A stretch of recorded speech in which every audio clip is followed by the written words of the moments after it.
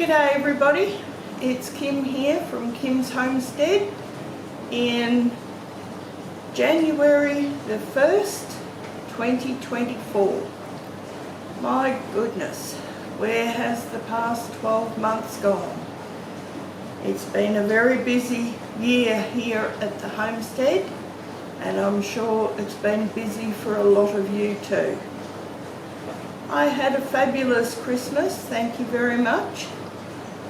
Had all my family over to my son's house and all my extended family as well, which was really lovely, a beautiful day. The only thing it was, my brother wasn't there to enjoy it with us, but that's life.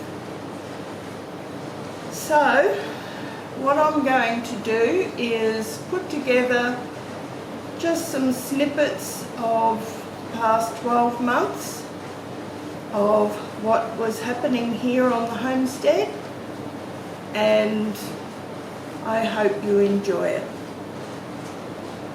Anyway, here we go.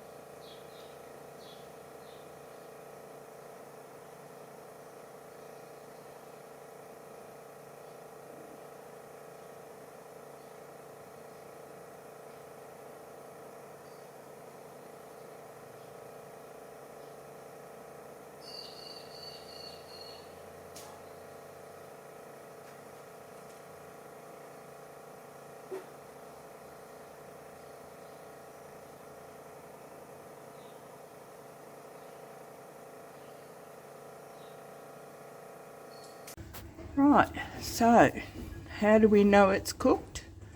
Well, we're going to take its internal temperature.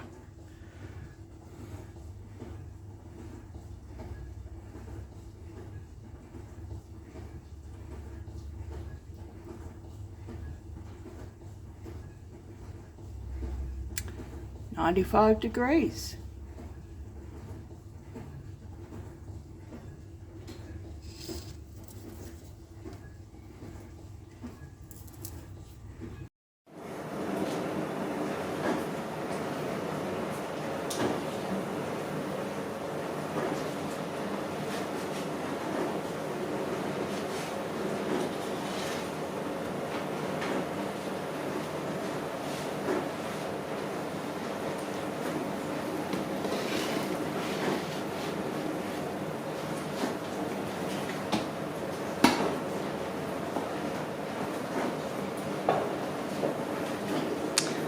And there we go, 4 beautiful meat and potato pies.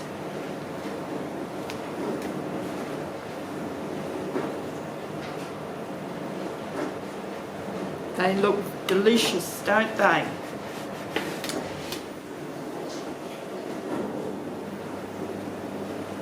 Now, I'm going to let them cool, and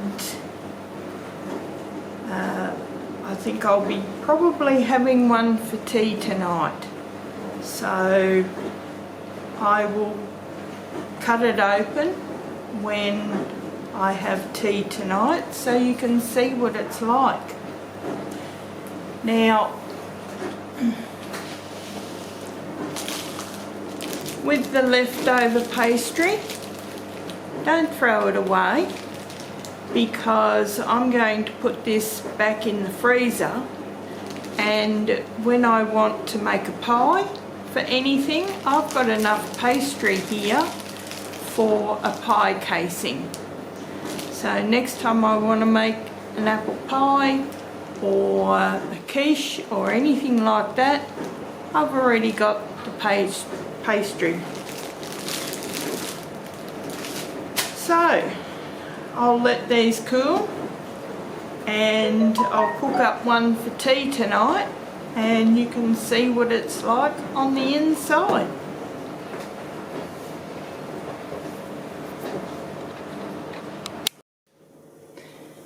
Tonight is Friday, the 2nd of June, and we're having a homemade steak and potato pie. So I've just pulled it out of the oven.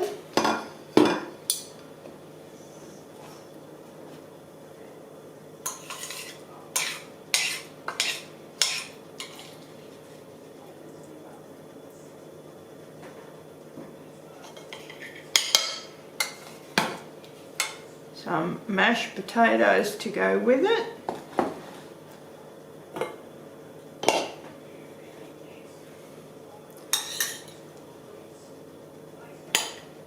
And some lovely minted peas.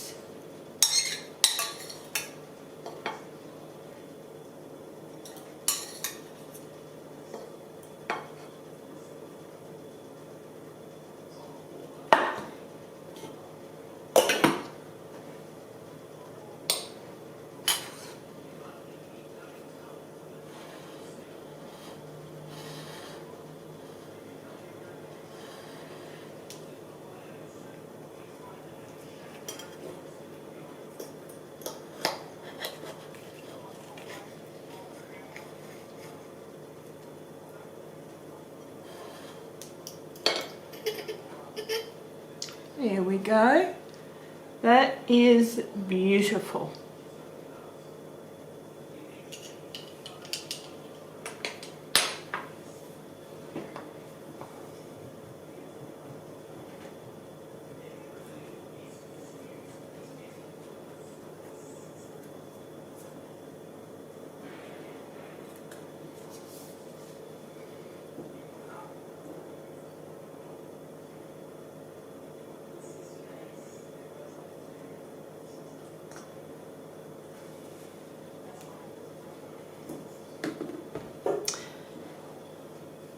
And of course, our beverage of choice this evening is some red wine and lemonade. I shall enjoy.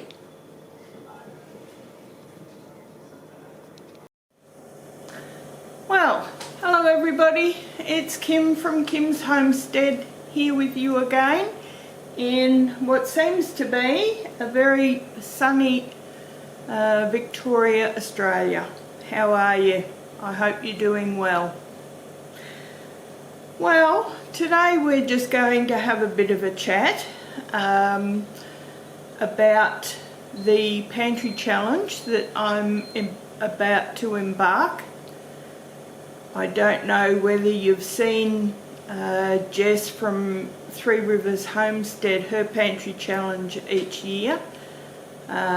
She has a 2-month Pantry Challenge, which in America that's January, February, which is their winter.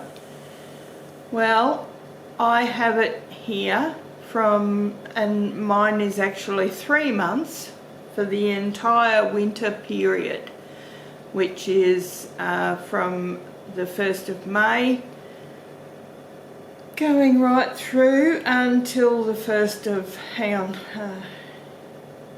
May, June, July, yeah, until the very last of, or the 1st of September. August, I beg your pardon. God, old age. Anyway, the Pantry Challenge is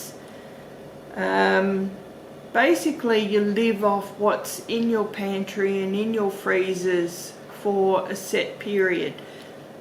It's your challenge, so you do however long you want. If you want it for 2 weeks, do 2 weeks. If you want it for a month, do a month. Mine happens to be for 3 months. During that time, I like to try and take stock of what is in both my pantries and in my freezers.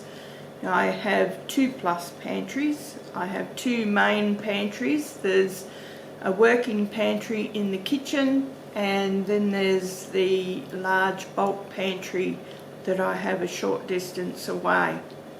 That one is basically for storing things that I will be using in my working pantry. Obviously the working pantry is for products that have been opened, and that's what I work from. So a few months ago I had a huge problem with Pantry Moth in my working pantry.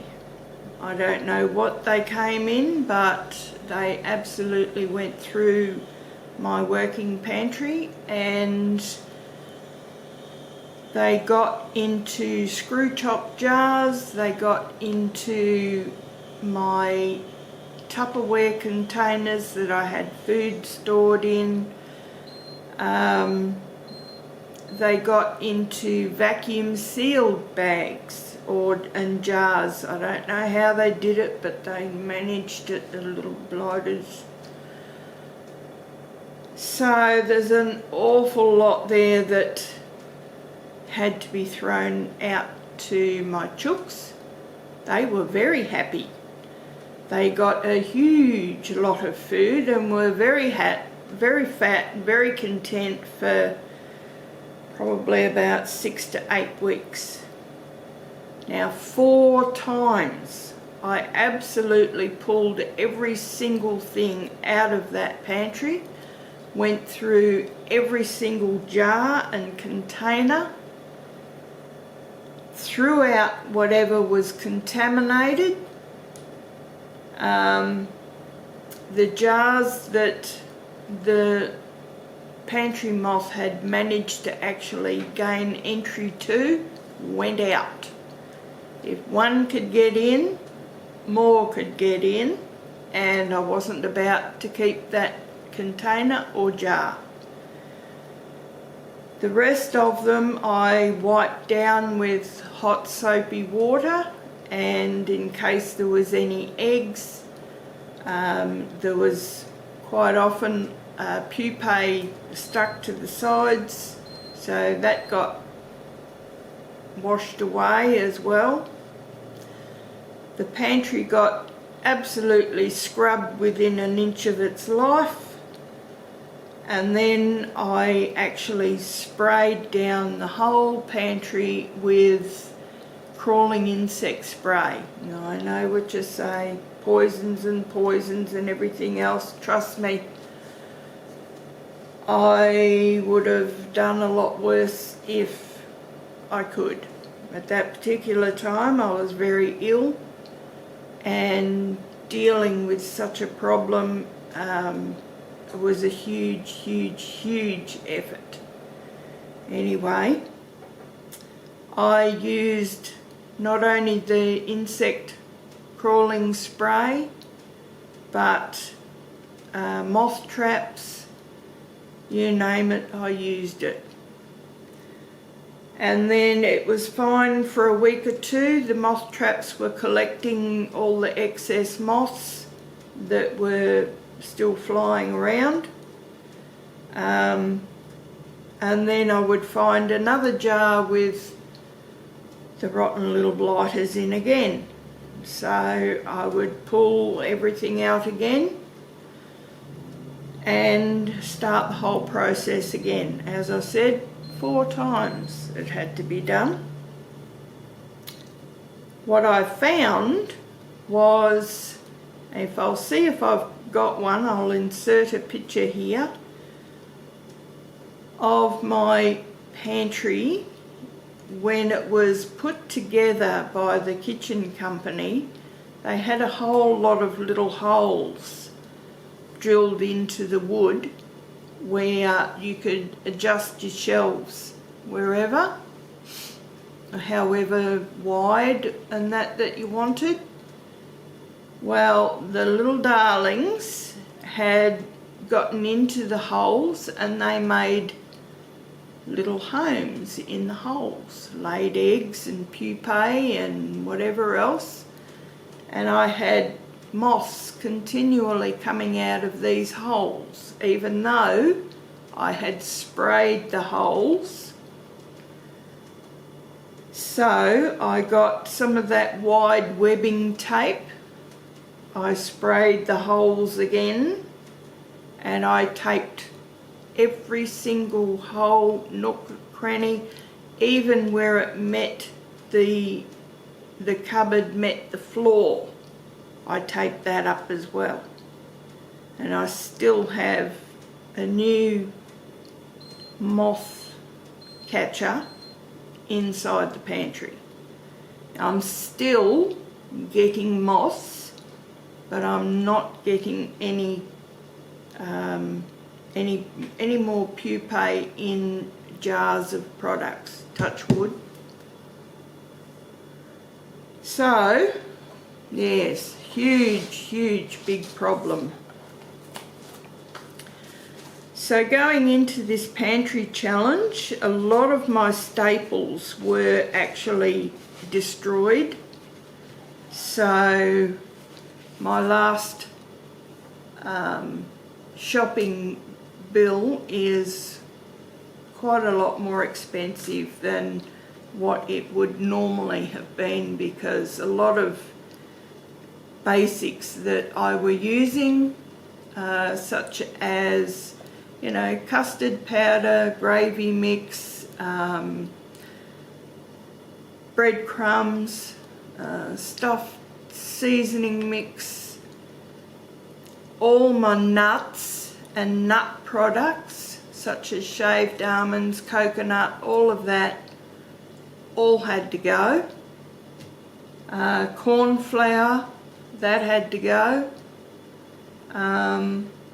Any dried fruits that I had, they got into all of them.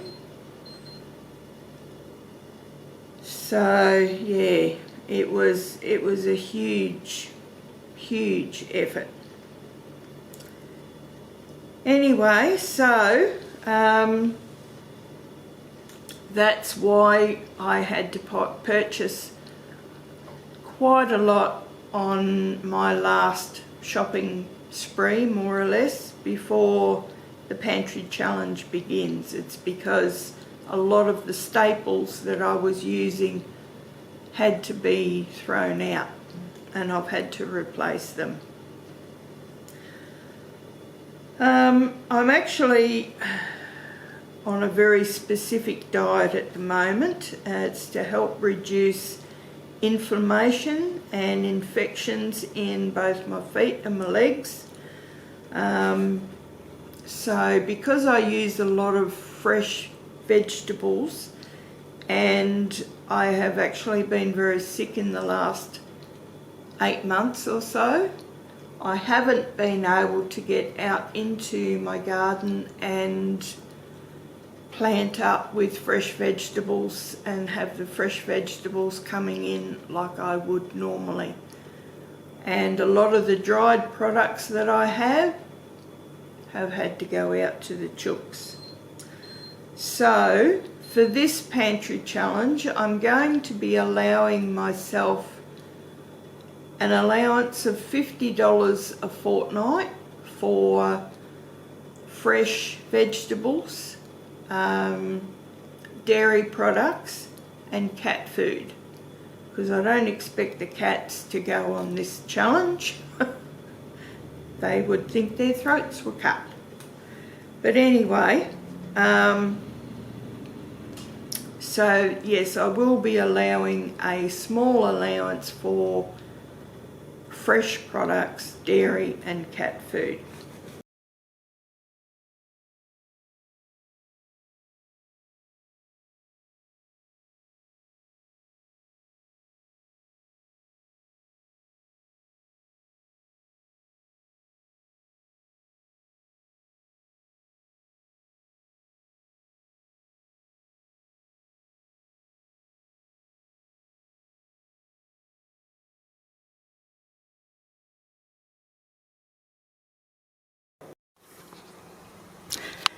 Cleaning up around the stove, or the heater, getting it ready for next year, and I looked around and Mr. Trouble was playing with something.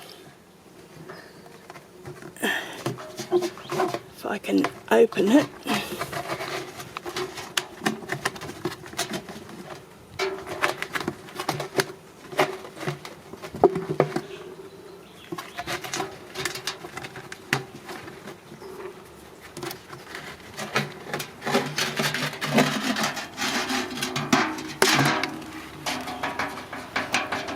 Now, correct me if I'm wrong, but I think that's a newly hatched baby brown. Anyway, he's going out to the bush. Stay there, little fella. Righto. I'll be back when it's time to let him go. Well guys, it looks like we're back here again. So far, Barney 2, Patches 1. We have another Eastern Brown. This one was caught over near me mulberry tree. Hey, our little fella.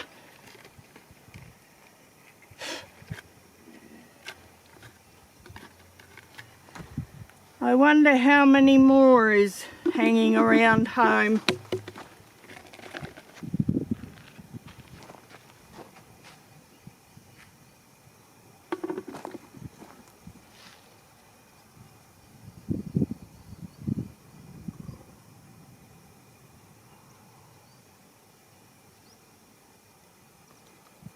Monday night, the 1st of May, is the first night of our 3-month Pantry Challenge.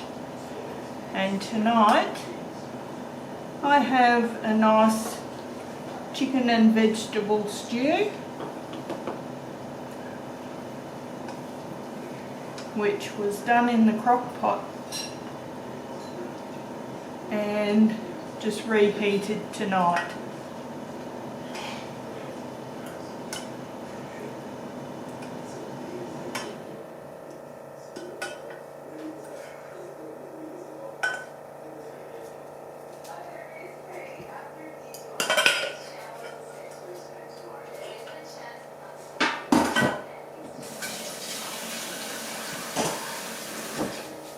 With that is a couple of little pieces of garlic bread.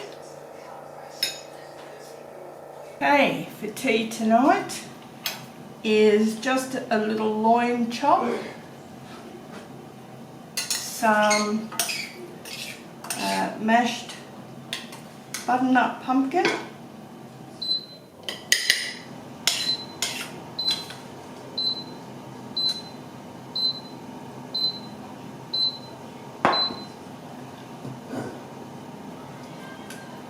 some nice fresh green beans,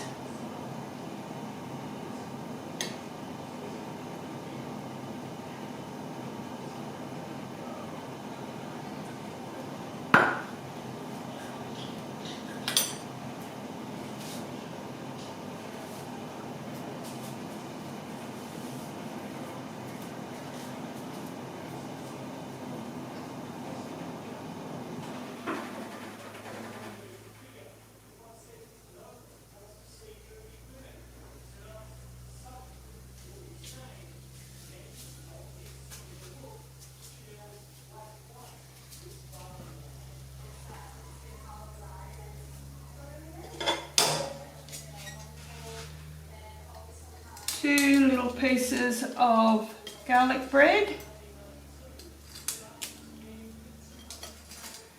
and some crispy chips.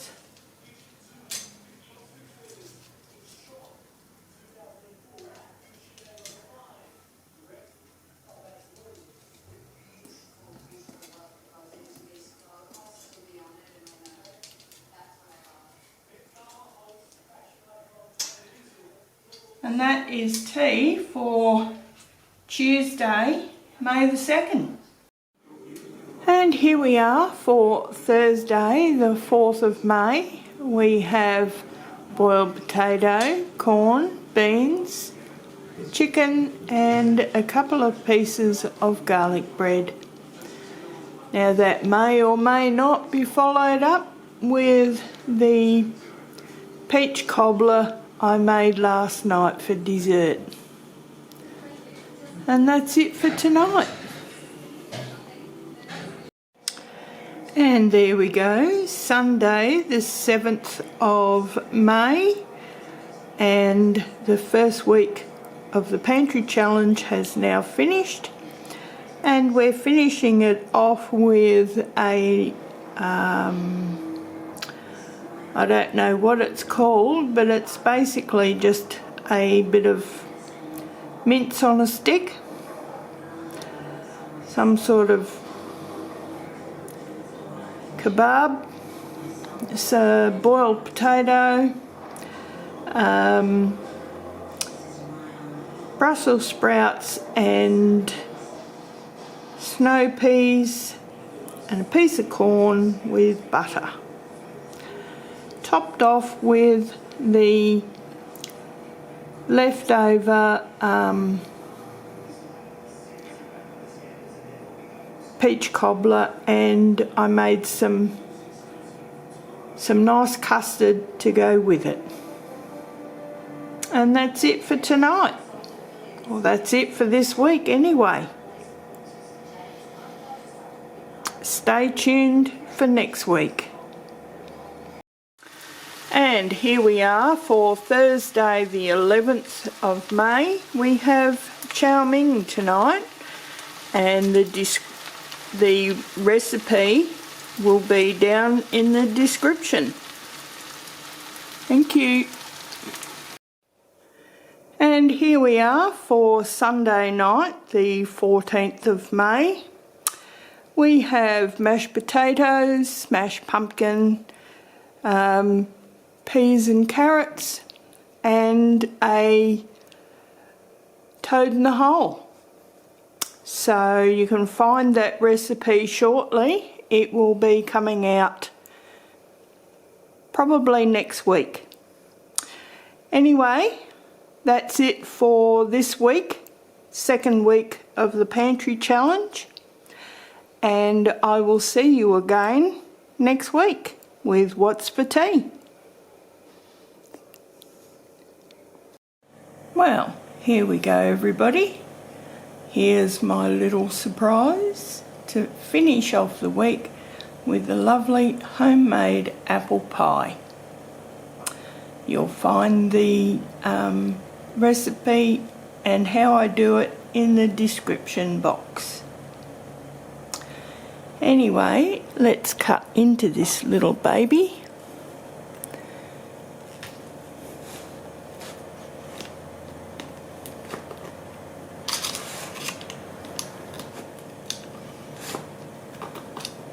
Little hard to do one-handed, so I'll bring you back in a minute.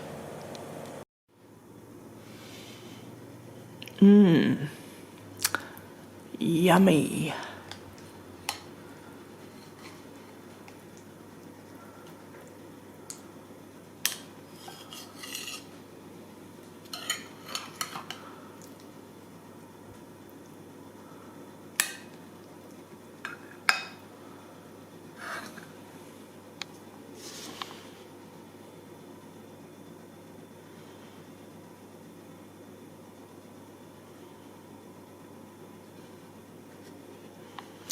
So, I suppose you know what I'll be having for dessert over the next week. Just going through my freezer, and I've found this heel of ham. So I thought, well, I may as well chop it all up and pop it into the soup. That's why I kept it for this such occasion, but I forgot I had it in there. So this Pantry Challenge is a good way to clean out all the odds and ends that you've tucked away in your freezer. So into the soup it goes.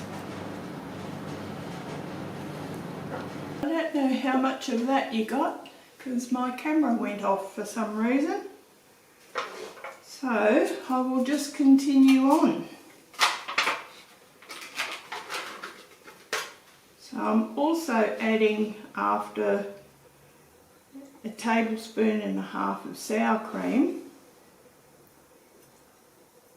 is a couple of good dollops of Greek yogurt. Now this is the probiotic kind. Just adding some good probiotics to this mix.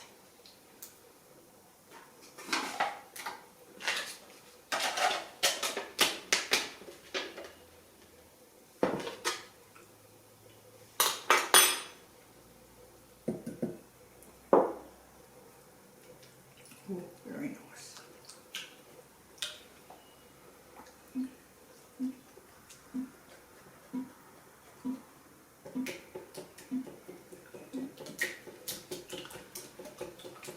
Because of the antibiotics I was on with my foot the way it was, I now have to build up my gut flora, and probiotics would be good.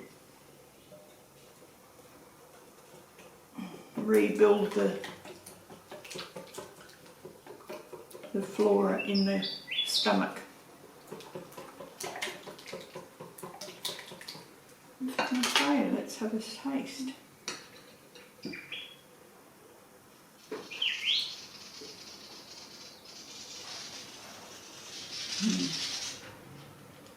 That is nice.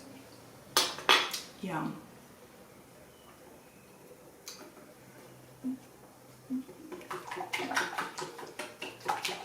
Now obviously there's too much here to use in this cucumber salad, so I'm going to use some on the salad, put some on a jar, and that I will use to drizzle over my lettuces and whatever else I'm eating.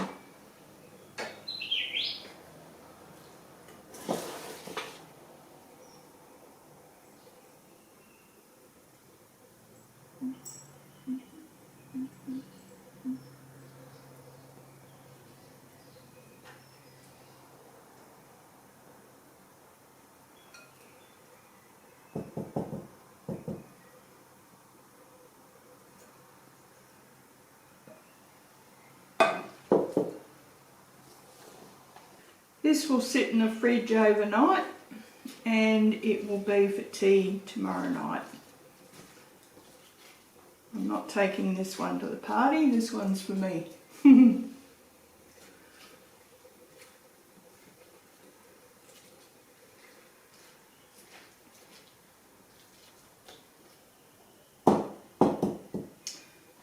Right, a little taste test.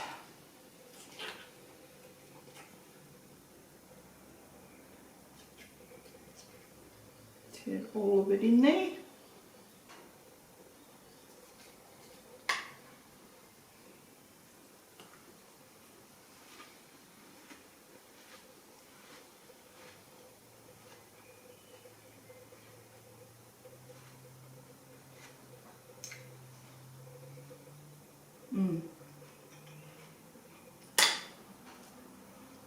That is so nice. Honestly, I could just hunker down to that now. Really good.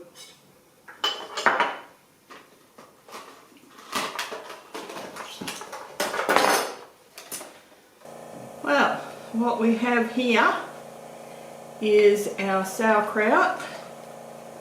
See all that lovely juice in there? Most of that is out of the cabbage. Now it wasn't making enough, and it wasn't going to make enough to cover it. So, and the sauerkraut that I had made was obviously in the fridge a little too long, and it had some mould issues on the top. It wasn't white mould, it was the other mould, so it went out. Never use the stuff with the dark mould. But anyway, this here is good. So rather than use the juice from the sauerkraut I was going to, I decided on using some of the juice from sweet spiced gherkins or pickles, whatever you like to call them, which has actually given it quite a unique flavour, which is really, really nice actually. So that will give it the acid to be able to ferment without going off, because it actually has to stay at room temperature for the next 3 to 5, maybe 7 days, depending on how you like it. So what I'm going to do now, this jar is actually a herb keep fresh container. I don't need to keep herbs fresh because honestly I grow them out in my garden and they're fresh all the time. So it was just sitting in the bottom of my cupboard and I thought this would make a good use of it. It was a gift, so I didn't want to sort of throw it out. Now I've got some cabbage leaves here. So what I will do is just fold the cabbage leaf up and put it in. And now I will push around the sides, making sure that all that shredded cabbage is tucked underneath. Now that will keep it all underneath and stop it from going yucky. Then this here, that's just the little cup for the herbs. This will actually, see if I can fit it inside the cabbage somehow.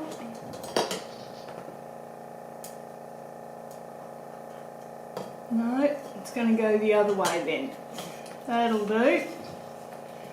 See, it's got holes up the top so it pushes any air out, but I can push it right in underneath to make sure that cabbage stays nice and submerged,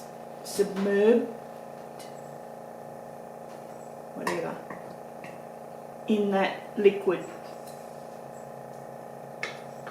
Then the little top, which has got a little thing on the top of it, which is absolutely ideal because it will give off gases. It needs to be able to burp. So I can just pop that in there like that, nice and loosely, see? And that way no flies or vinegar flies or bugs or anything like that can get to it, but it can breathe. And that just sits on the top like that.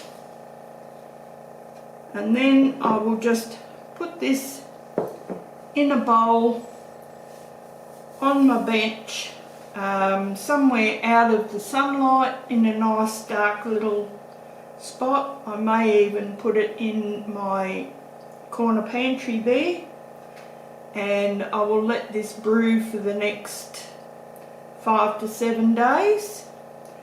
And after about the 3rd day I'll start tasting it to see if it's fermented enough, and as soon as I like the taste and it's fermented enough, it will go in the fridge. I'll probably decanter it into a jar I can put a proper screw top lid on then, and that will keep in the fridge for, goodness, probably a good 6 to 8 months, which is pretty good. So that's that one there. And I also have some leftover cabbage leaves, which I'm going to try a new recipe. Going to try and do some stuffed cabbages using a new product that I found, but I'll bring you back for that one and we'll see how that turns out together. And here I have leftover mayonnaise for my salads through the week, the cucumber or creamy cucumber salad,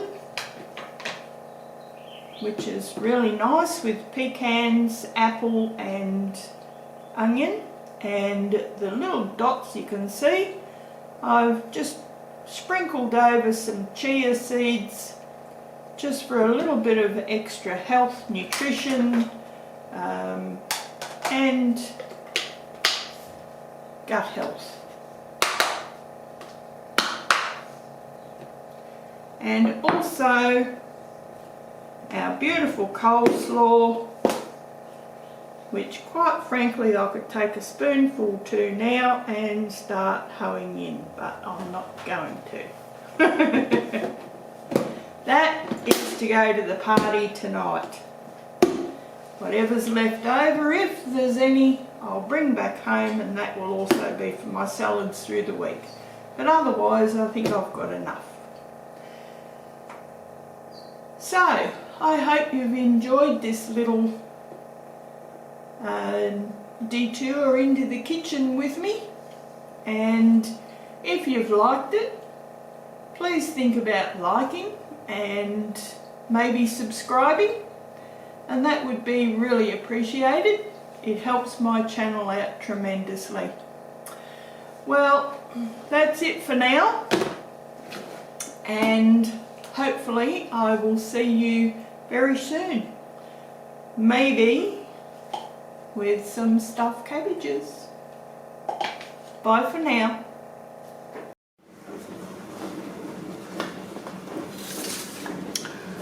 What I forgot to add when I was putting it all together is I put in a tablespoonful of beef stock powder.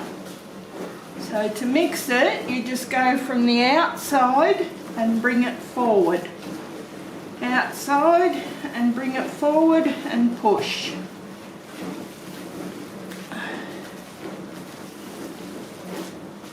And I did find a bigger bowl. I knew I had one squirreled away somewhere.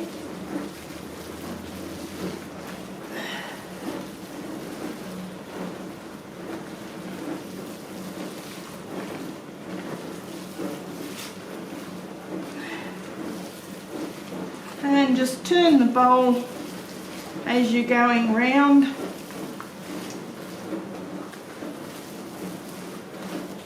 It doesn't take long and it's all mixed. The hardest part is it's a bit cold on your hands. Right, when it's cooked fresh, I do enjoy it.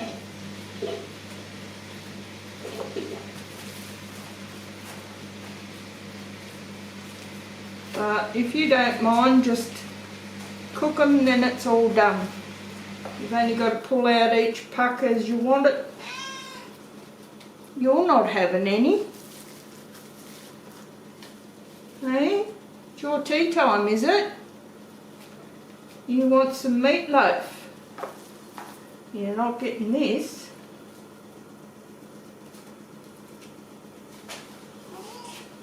Yeah.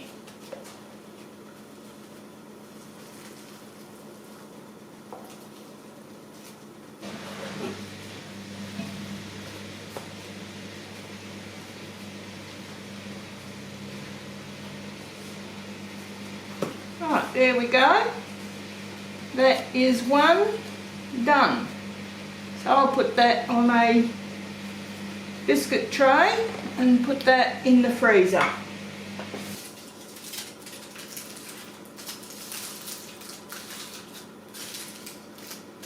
We'll go on these nicely.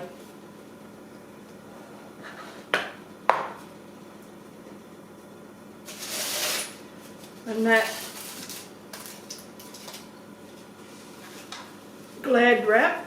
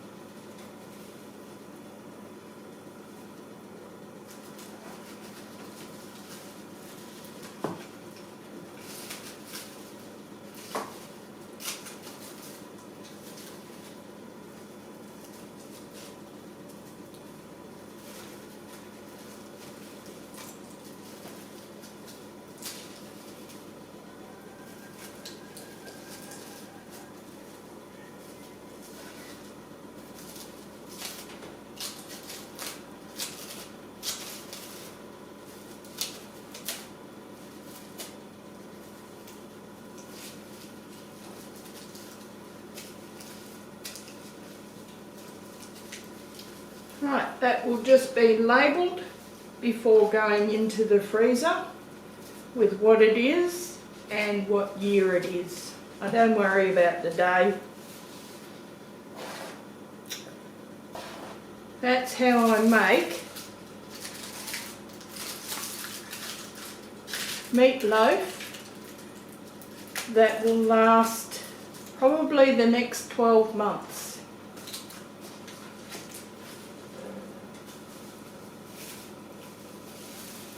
We'll see. So you can do this in your freezers if you get a fairly reasonable price on some hamburger mince and some sausage mince. You can do this too. It's a good way to feed your family on a limited budget. I've done this for years. Although I didn't have the big freezers, I usually only put 1 or 2 away.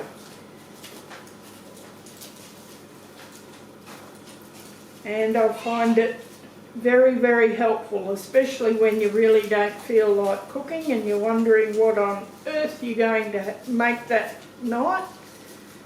You've only got to throw a few frozen veggies in a pot, thaw one of these out, and you're done.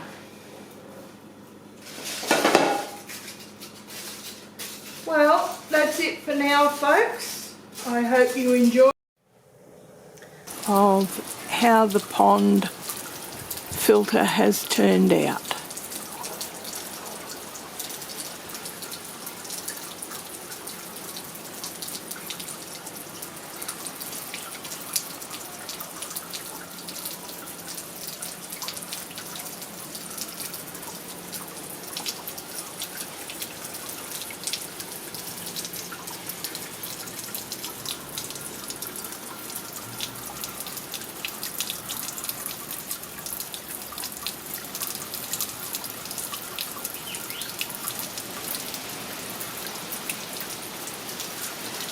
And an overview of my fernery.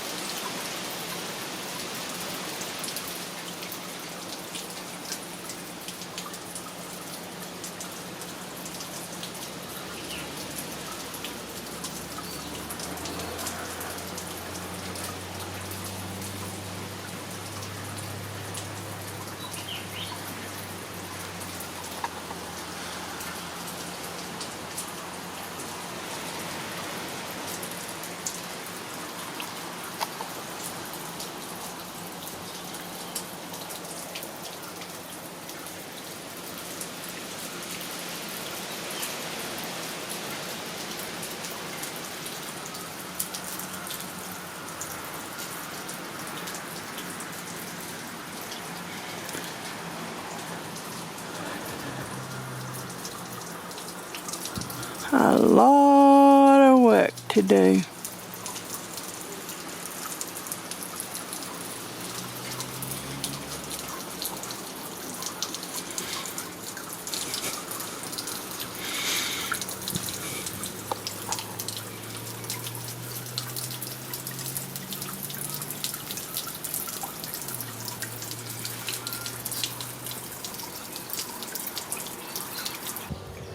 Well, hello everybody, it's Kim here from Kim's Homestead with you once again. Well, it's a beautiful day here.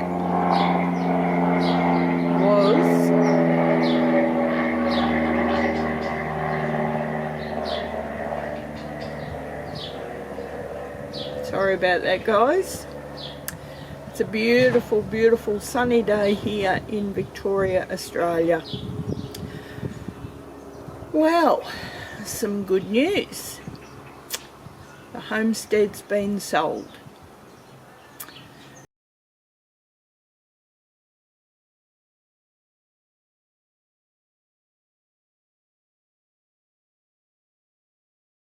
It actually goes up for unconditional by about 5 o'clock tomorrow night, so all going well. The homestead will definitely be sold. We won't be, well, I won't be moving until possibly very early March, unless by agreement. There's a few things that have to fall into place for it to happen earlier, but I'm happy with March because that gives me a bit more time to settle up the homestead and move into somewhere else. At this point I'm looking at somewhere else. The wheels are only just starting to turn, so Unfortunately, I can't show you anything yet, but it's a lovely quiet area, and there won't be trucks and bikes and aeroplanes and whatnot interrupting me while I'm trying to video. Anyway, it happens. So now comes the big arduous task of trying to sort out what I'm going to take with me, what I'm going to gift to friends and family, and other areas, charities and so forth, and cleaning up as much as I can. So I've done a reasonable amount at the moment, but there's still an awful lot that I have to do. One of them is cleaning out my potting area. I've got someone helping, so cleaning out the garden sheds, cleaning out the big sheds, and that's even before I start on the garden area. And my chooks I am actually going to gift to my daughter-in-law's friend, and she's a lovely lady. She's actually a vegan, and she likes them because they've had no rooster and the eggs are unfertile. So she's quite happy to take the chooks, or my old ladies, and they will live a very happy life at her little farm. So I'm really pleased with that, and they will live out their natural days as pets and loved and cherished, and they will give this lady their eggs in return, which she's more than happy to accept. Anyway, my two little princess patches and Mr. Barney Trouble will be coming with me, of course, and I will most likely have quite a large enclosed area for them, because I will be moving back into town and I don't want them roaming the streets or being a nuisance to someone else. So they're going to be enclosed in quite a large yard, besides the house, a large yard as well, and they'll be safe from cars and dogs and predators and all of that, so they can live out their days comfortably as well. Victoria, Australia. How are you today? All doing well, I hope. Well, as you can hear, my voice is still a little bit froggy. I've had quite a lot going on, and that's why I haven't been able to put out too many videos for you.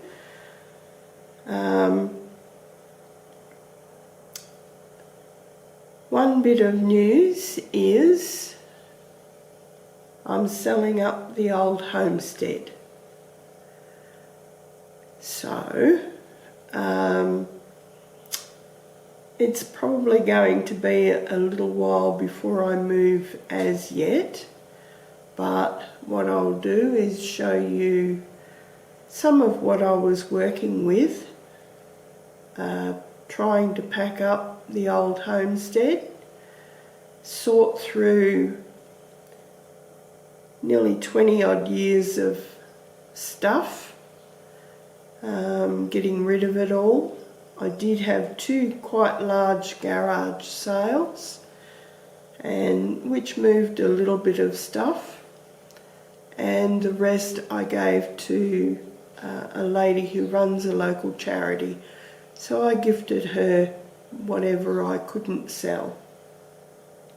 She was very grateful to get it, and I hope that she raises a fair bit of money for her chosen charity. Anyway, so I was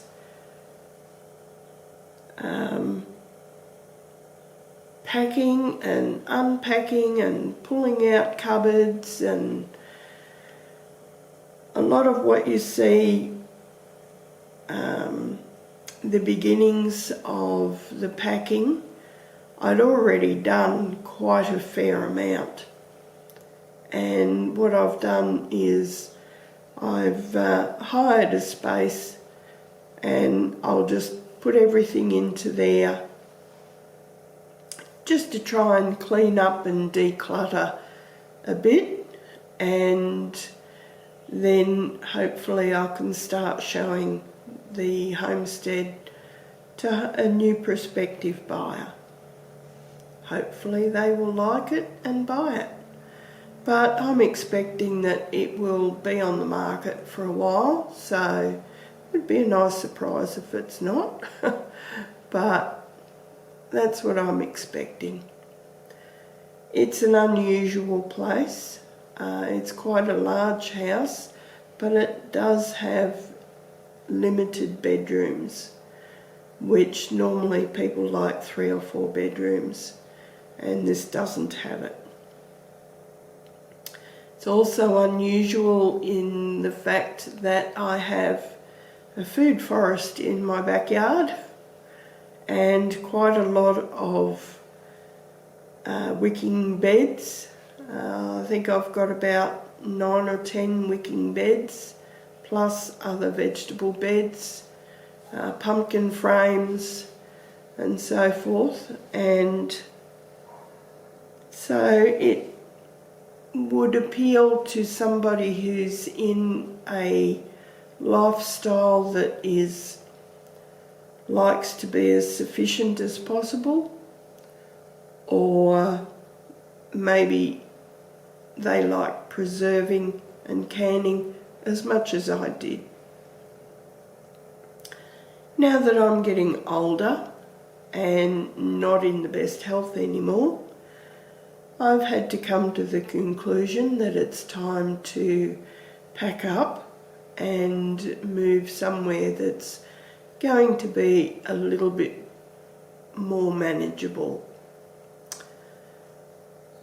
So, another thing, as you know, well, some of you might know, I've actually been quite sick over the last couple of weeks, just with the flu. I haven't actually had the flu for, gosh, at least 10 years. And normally when I get the flu, I get a good dose. So, and this is what I did. So I actually have been very ill and not able to make videos because I haven't been able to speak. So unless you're into silent movies, it wasn't very productive, and I'd used all the footage that I'd previously shot on putting out the few videos that I have been able to do. So that's the few things that it's probably one of the reasons why I actually got crook, is because I let myself run ragged a bit in doing the packing and tidying and cleaning and all the things that come with selling a house. So I think I let myself get run down a little bit too much, and therefore I was susceptible to getting the flu. Anyway, it happens. It's done. And hopefully I'm nearly over it.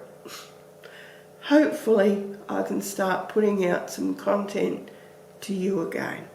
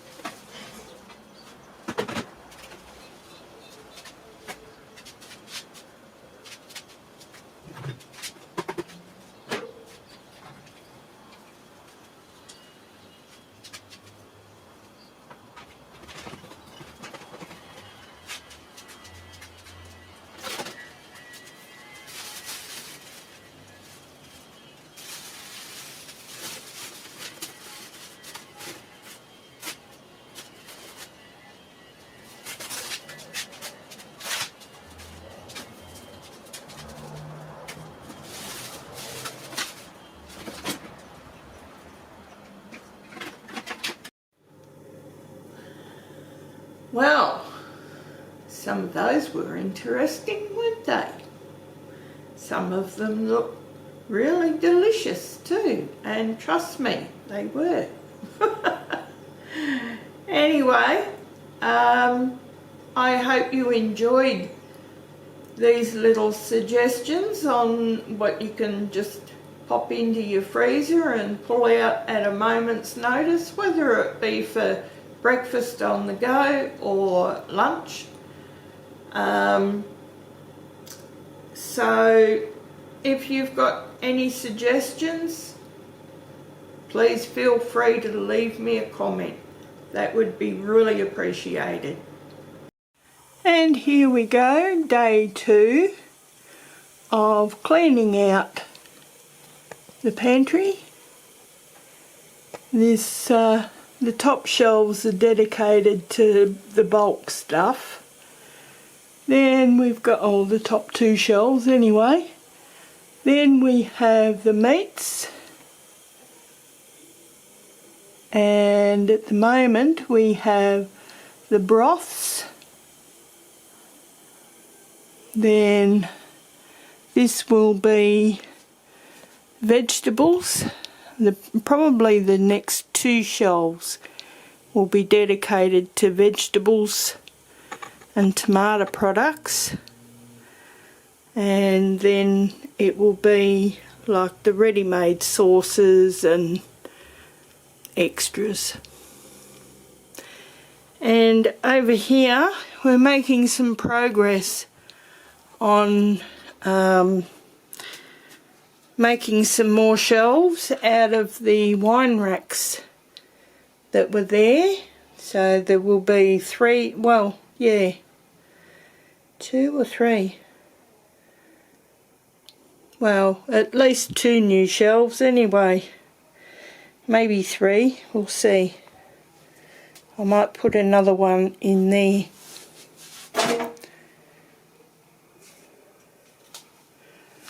So, we've got all of this left to go. Still quite a bit. Anyway, we'll see what happens in day 3.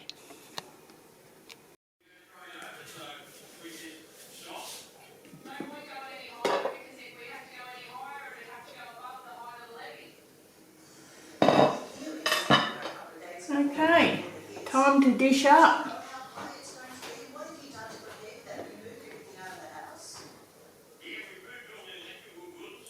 See how thick it is? Beautiful.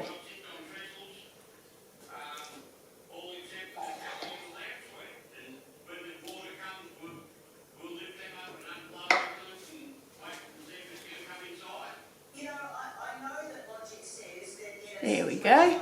Very nice. Well,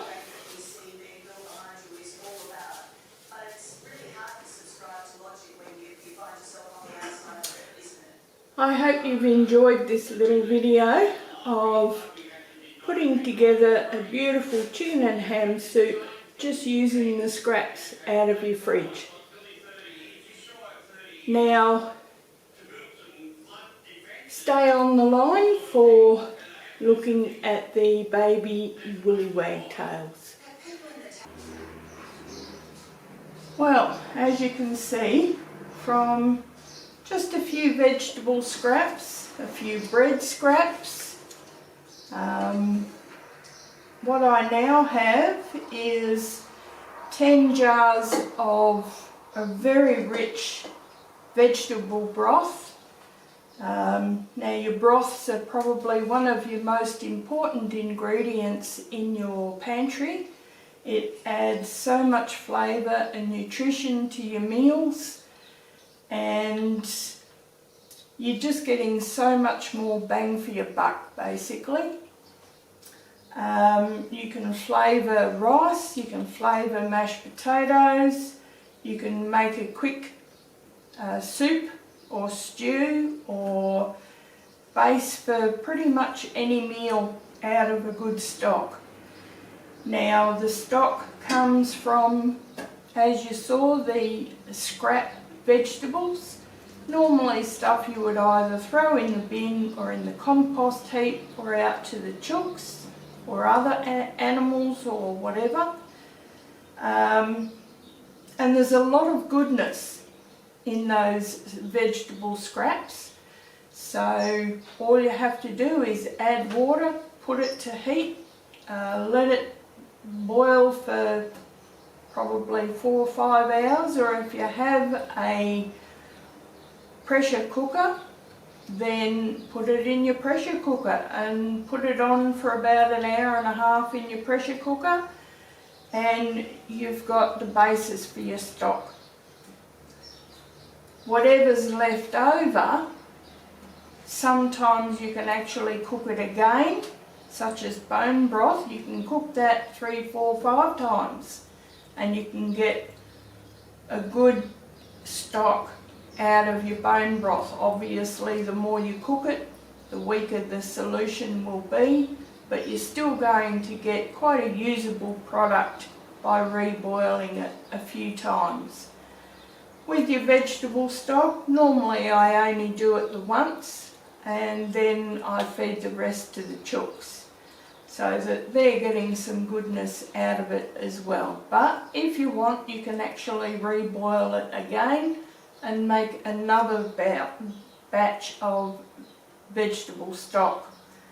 Or you can add some beef or chicken or lamb or whatever meat that you want to the vegetable broth and make a really flavourful meat and vegetable broth.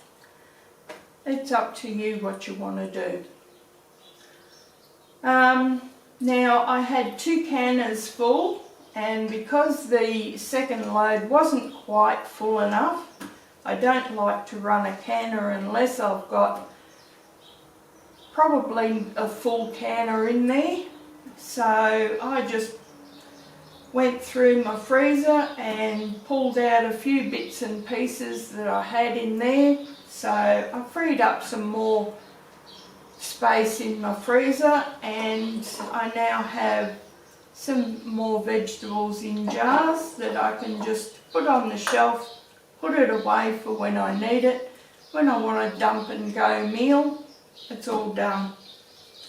And as I said, I've freed up a lot of space in my freezers so that I can get more stuff in there. Also, with your bread, now I've got 2 large containers of the scrap pieces of bread, and these can be made into either breadcrumbs, seasoned stuffing. It's really good in hamburgers, to bulk up your hamburgers, or even meatloaf. It goes well in meatloaf. I like to make bread and butter puddings out of it, similar to a cobbler, only I use bread instead of cake mix. And it comes up really nice. Once again, you're not wasting the heels of your bread, and let's face it, at $4 plus a loaf, it's too expensive to waste any of it.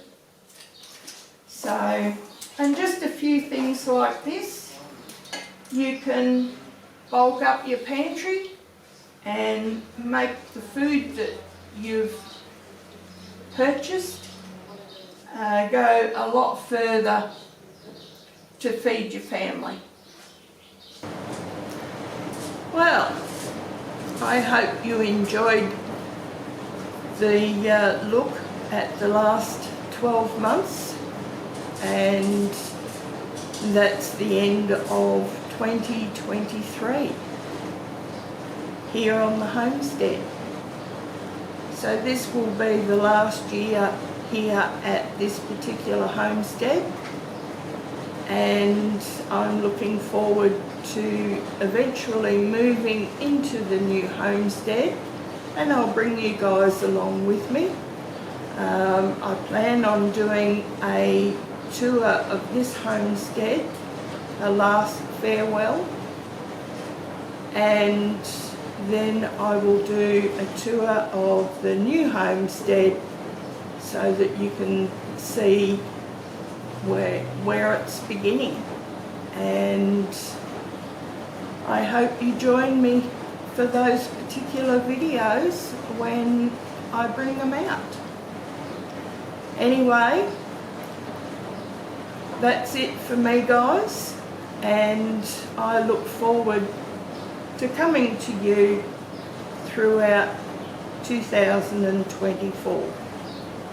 Alright, bye guys.